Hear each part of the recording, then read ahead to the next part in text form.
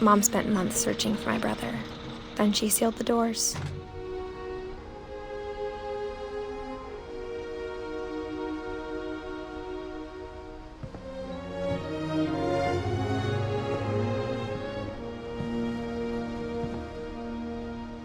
Whatever Milton had found in the house, Mom didn't want it getting out.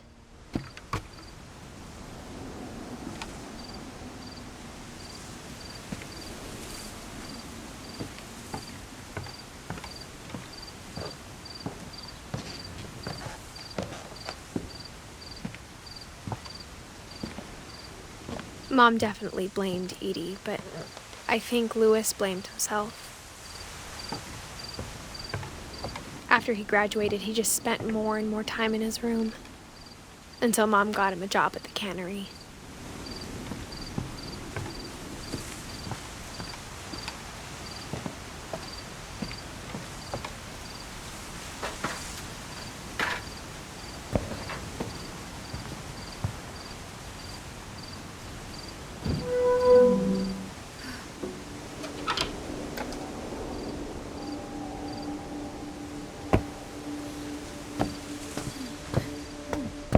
Louis's room smelled very, very familiar.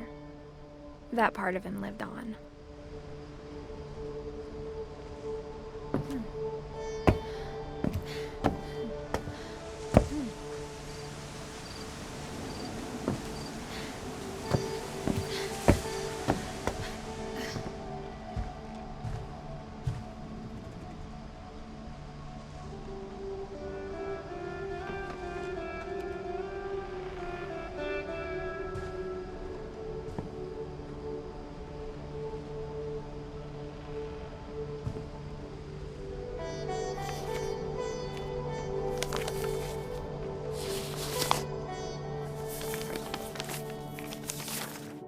Dear Mrs. Finch, as Louis's psychiatrist, I can understand your desire for an explanation.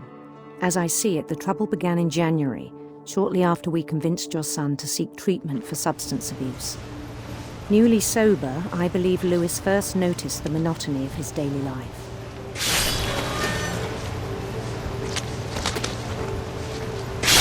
He kept working at the cannery, but he withdrew part of himself. In our sessions, I saw the same behavior. His mind began to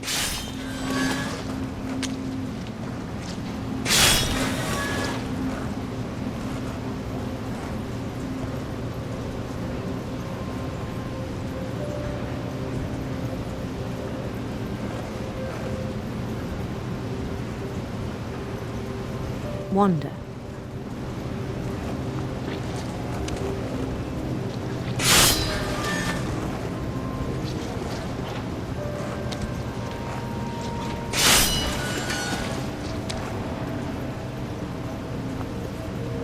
I asked him to describe it. He said he started small, imagining a labyrinth.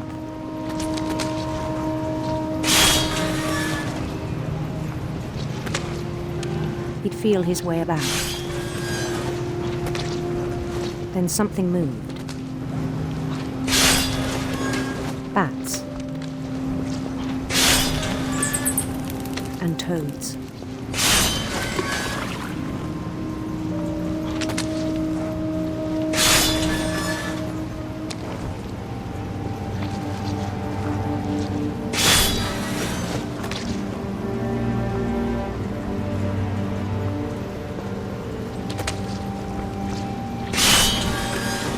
And things that have not names. He knew it was all in his head. He took it very seriously. I had hoped he'd find himself.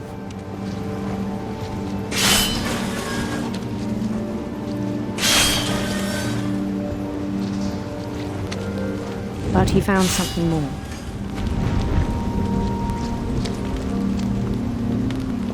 I worried about him then. Daydreaming at the cannery.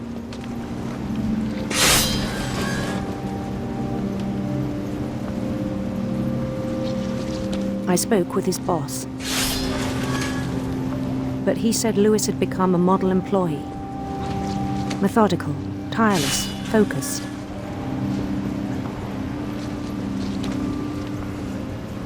Like a whole new Lewis. So I let him go on.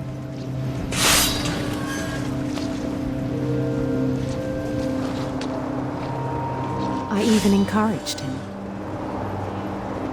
It seemed very promising at first.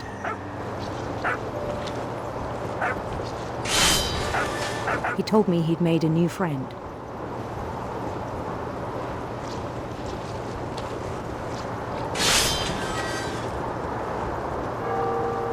On the edge of a city he named Lewis Topia.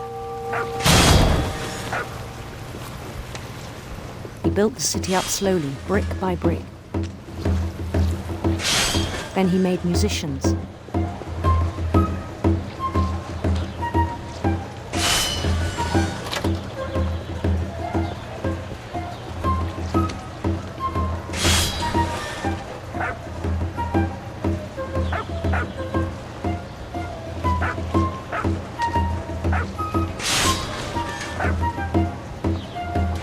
And songs for them to play.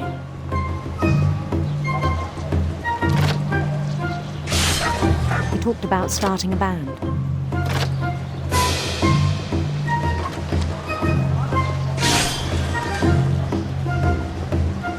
And he was always humming something.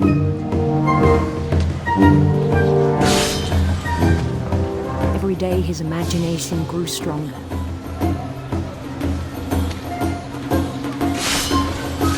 He no longer spoke at the cannery.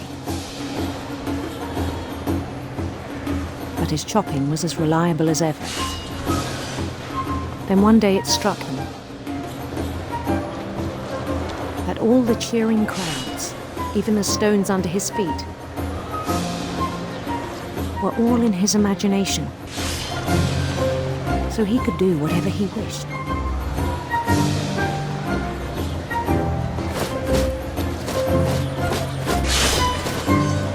He held an election for mayor. And he won.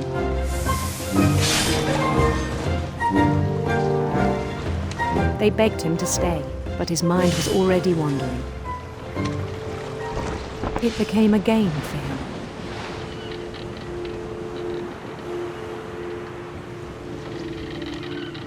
He'd conquer a city, then immediately push on. New Louisville.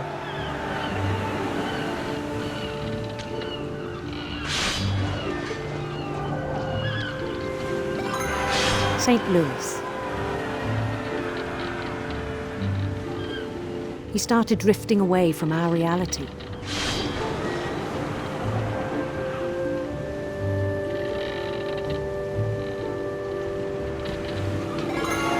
Minneapolis. Until one day he forgot to go home from the cannery. Even as his mother pleaded with him, part of Lewis kept sailing on.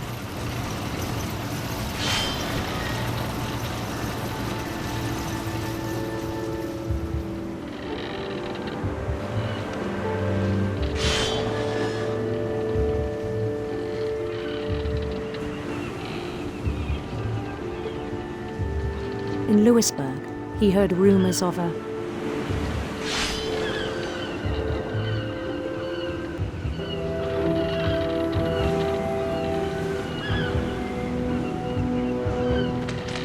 beautiful prince.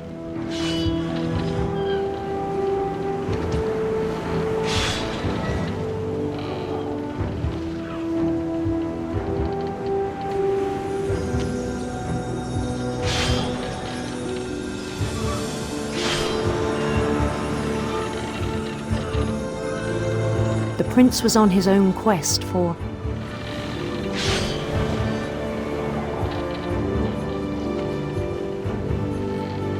radiant rainbows.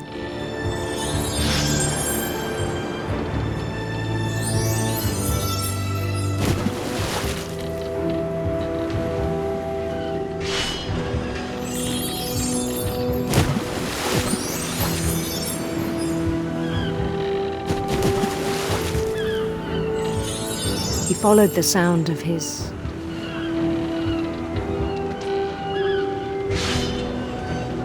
silver harp.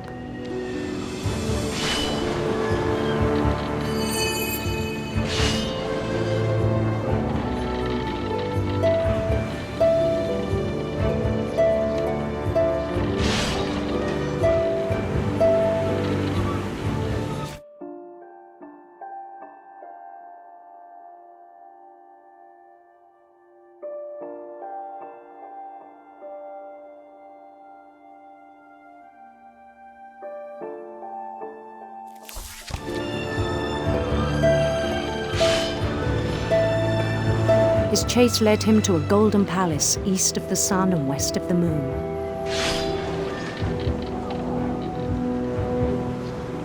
Even then, his logic remained sound.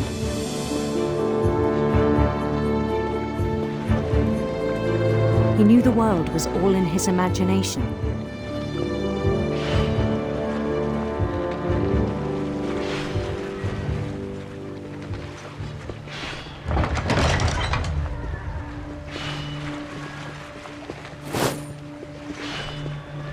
But he was so proud of having created it.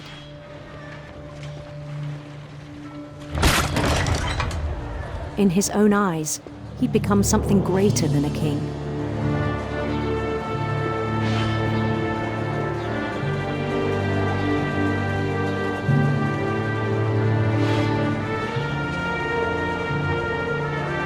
For someone who'd never known success in the real world, I think it was overwhelming. And then it struck him that the real Lewis was not the one chopping salmon, but the one climbing the steps of a golden palace.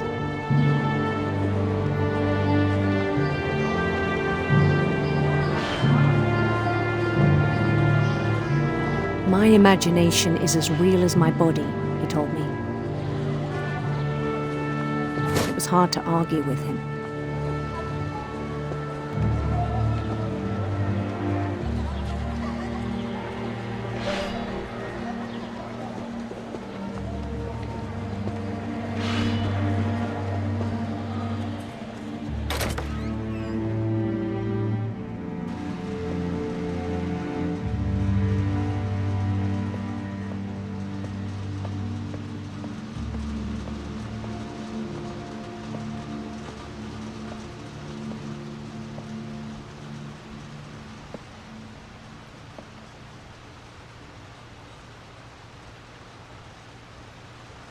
He began to forget the world we know.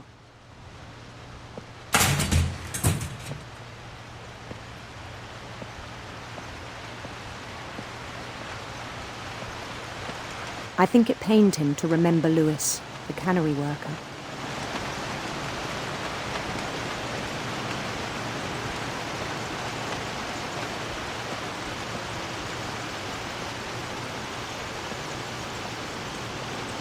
He began to despise the man with a royal contempt.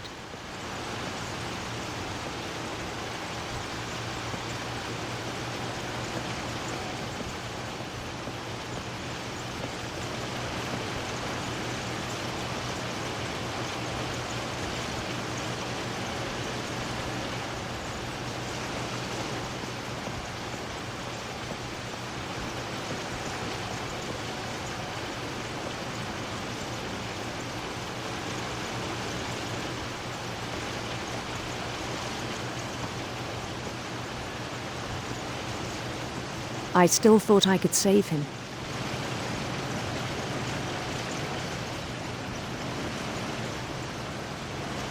Even after he said he was being crowned king over all the lands of wonder.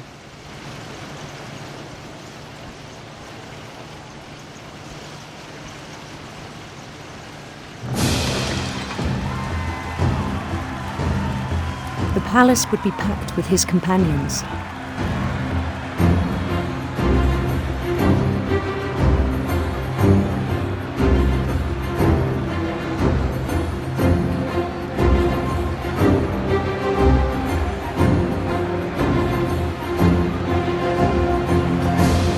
Including the wise Calico who'd insisted on advising them.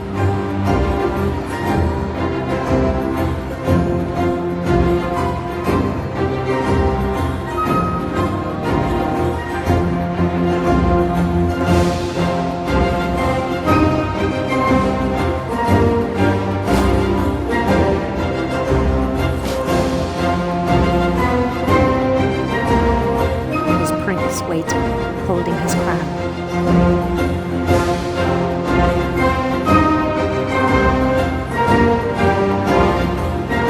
There was only one thing left to do.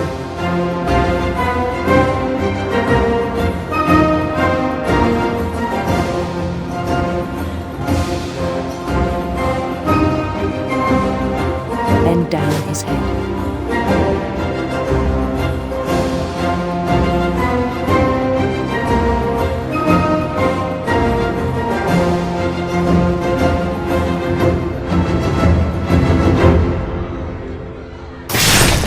And the rest I think you know. Mrs. Finch, your son was a kind man who will be missed by all of us who knew him.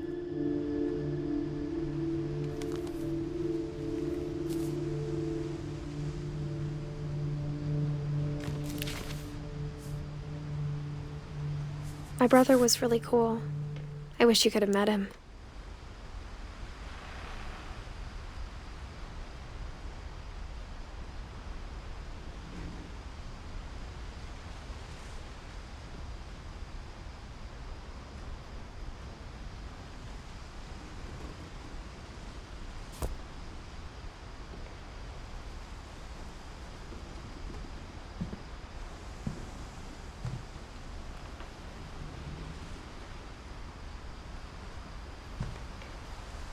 Louis and I spent a lot of time playing games together, but he was surprisingly bad at them.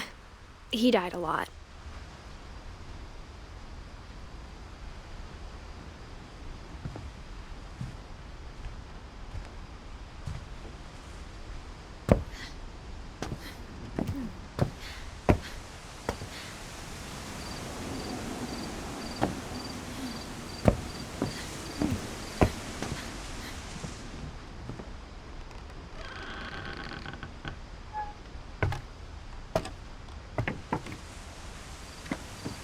On the way back from Louis's funeral, my mom told me to start packing.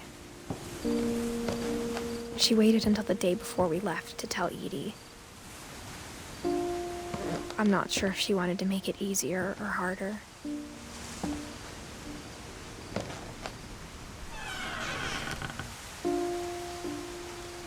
I wish we'd stayed. But I understand why we left.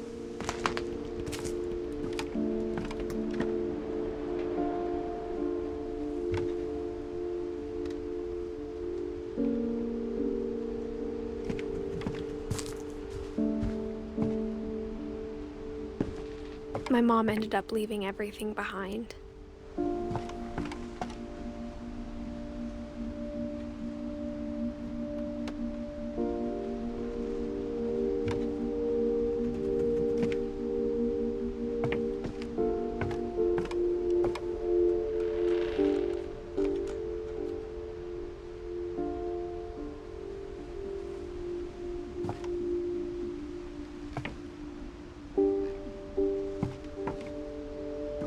What happened that night had been coming for a long time. Maybe it should have come sooner.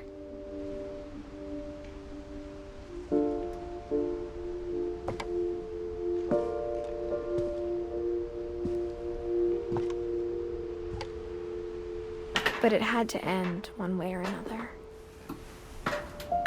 All that's left now is to tell you about that last night.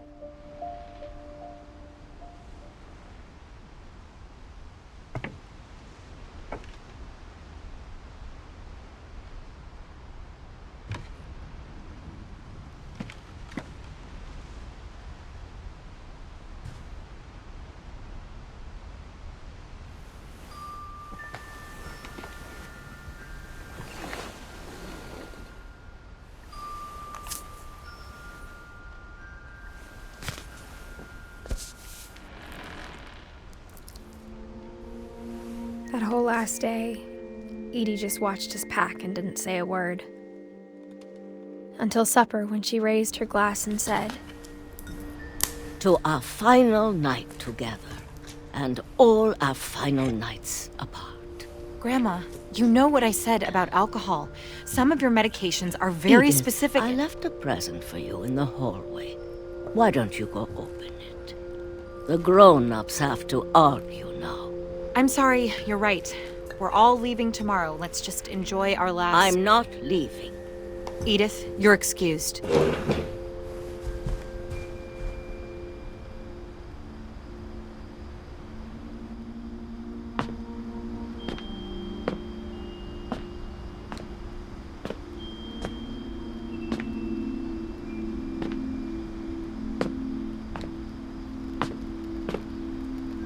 The power had been shut off that morning, but Edie always had plenty of candles.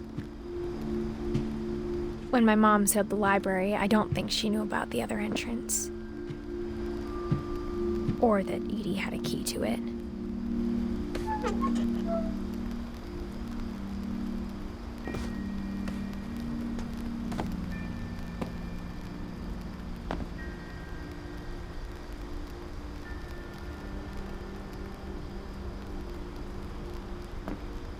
That thing you're afraid of isn't going to end when you leave the house. Edith has a right to know these stories. My children are dead because of your stories. I think it's best if Edith and I leave tonight.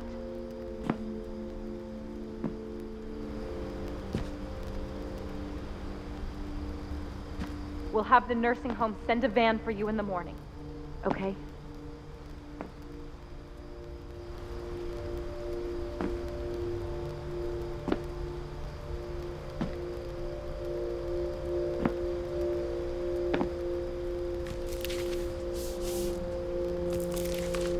Dear Edith, there's so many stories I wish I could tell you, but there's only time for one.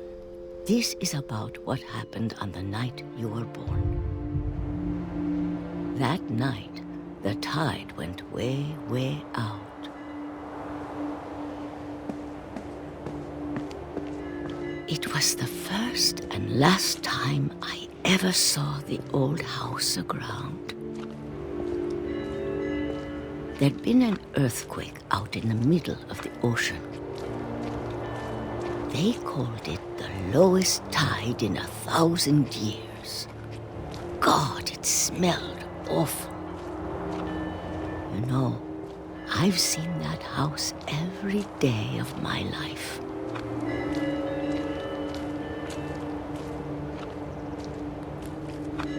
But I never thought I'd go back to it.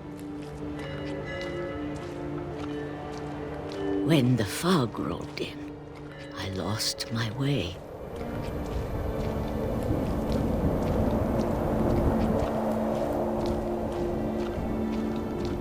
I got turned around.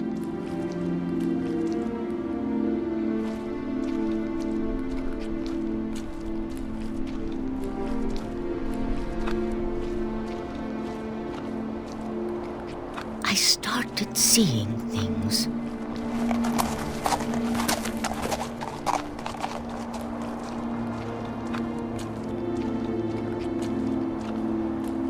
Things I'd forgotten had ever existed.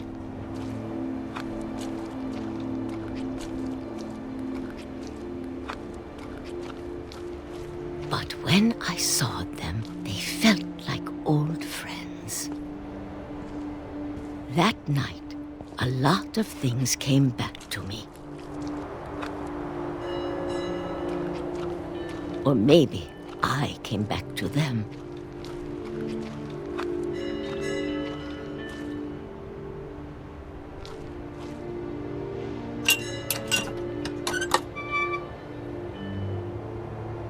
Things I can't explain, but that I need you to try and... Edith, what are you doing in here?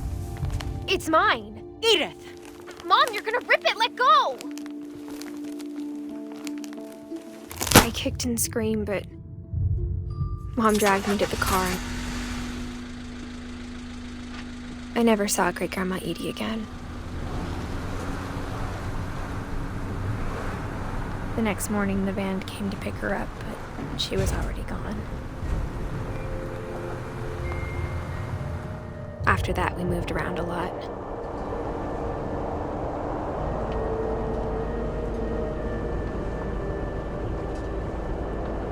We both tried to make the best of it.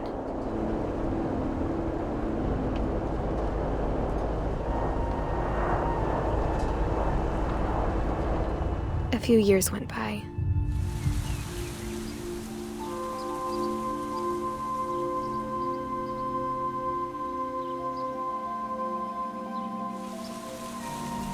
My mom didn't like to talk about it.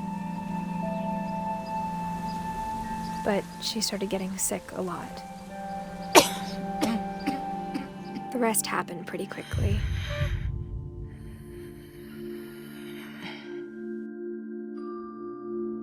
She got better for a while,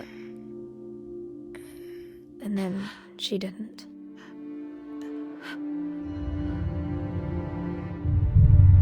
And then I was alone.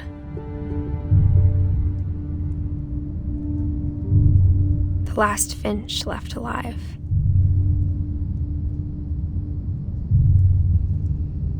Until I found out about you.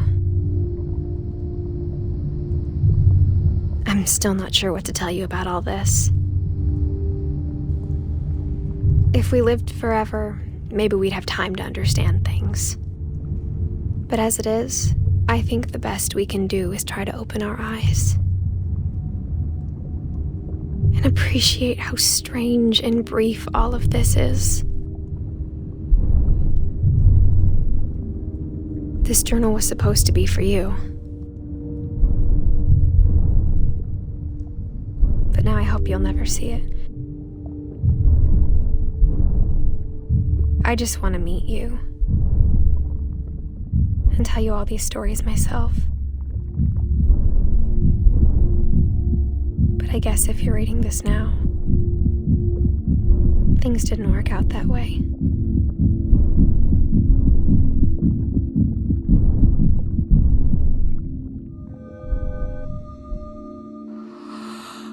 This is where your story begins. I'm sorry I won't be there to see it. It's a lot to ask, but I don't want you to be sad that I'm gone. I want you to be amazed that any of us ever had a chance to be here at all.